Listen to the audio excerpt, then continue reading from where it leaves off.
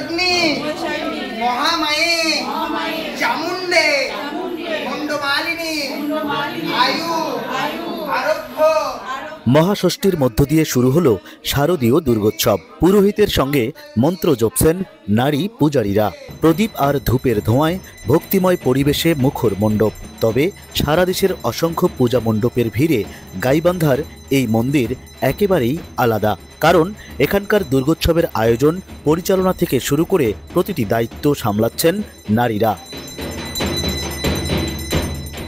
দিন কয়েক আগেও অনিশ্চিত ছিল ডেভিড কোম্পানি পাড়ার পূজার আয়োজন। কেননা যুগ যুগ ধরে যারা পূজার আয়োজন করে আসছিলেন সেই কমিটি জানায় এবার হবে না শারদীয় দুর্গোৎসব, কারণ আর্থিক যোগানের ব্যবস্থা করা যায়নি।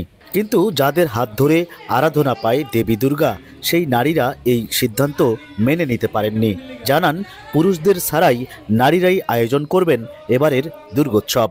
তো এবছর বিভিন্ন দ্রব্যপণ্যের মূল্য বৃদ্ধি পাওয়ায় এবং অর্থনৈতিকভাবে সকলেই একটু ভেঙে পড়ায় সবাই এই পুজোটাতে হাত দিতে ভয় পাচ্ছিল। আমাদের তখন খারাপ লেগেছে যে আমাদের মন্দির এত কষ্টের মন্দির, সেটা পূজা হবে না, সেটা হয় না। সেজন্য আমরা মায়েরাই বললাম যে ঠিক আছে, এবার মা যদি চান তবে আমাদের সকল মায়ের হাত ধরে এবার ডেভিড কোম্পানি পাড়া মাতৃমন্দিরে মায়ের আগমন ঘটুক। যে কথা সেই কাজ। নারীদের নিয়ে আলাদাভাবে তৈরি করা হলো পূজা উদযাপন কমিটি। তোলা শুরু হলো চাঁদা। অনুদান দিলেন যার যার সামর্থ্য অনুযায়ী। প্রথমবারের মতো দায়িত্ব নেয়ার পর দেবী দুর্গার প্রতিমা গড়া, আলোকসজ্জা থেকে শুরু করে সমস্ত আয়োজন সফলভাবে সম্পন্ন করেন নারীরাই। এবার মন্দিরের বেদি থেকে সড়ক পর্যন্ত আলোকসজ্জার পাশাপাশি রাঙিয়ে তোলা হয় আলপনায়। তো আগের বারে যে পূজার আয়োজনগুলো করা হতো সেটা আর কি ট্রেডিশন অনুযায়ী ফলো করা হইতো না।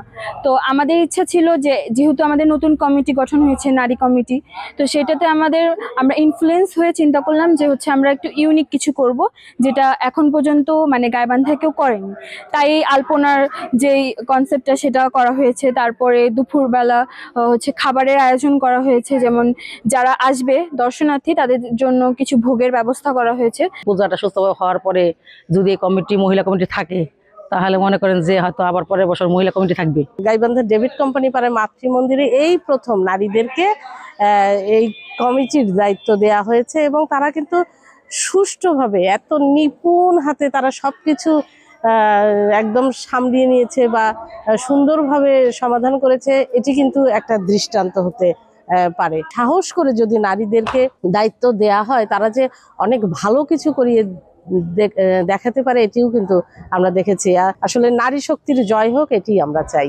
আরও একবার প্রমাণ হলো নারীরাই পারেন, যদি থাকে ইচ্ছা শক্তি, বিশ্বাস আর একতার মন্ত্র। হেদায়েতুল ইসলাম বাবু, স্টার নিউজ, গাইবান্ধা।